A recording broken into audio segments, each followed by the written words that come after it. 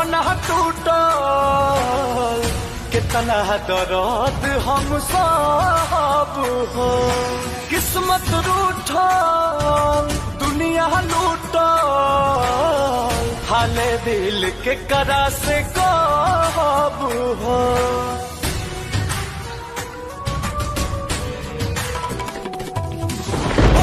छूटल सपना टूटल कितना दर्द हम सब हो।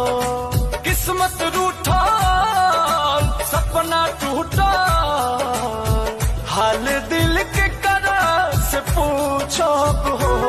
अब कबा चल बाटे हमरा संसार में आज डोली जोदी जाई हम काल मर जाई। परसों पढ़ लिहा छपी अखबार में आज डोली जोदी जाई हम काल मर जाई।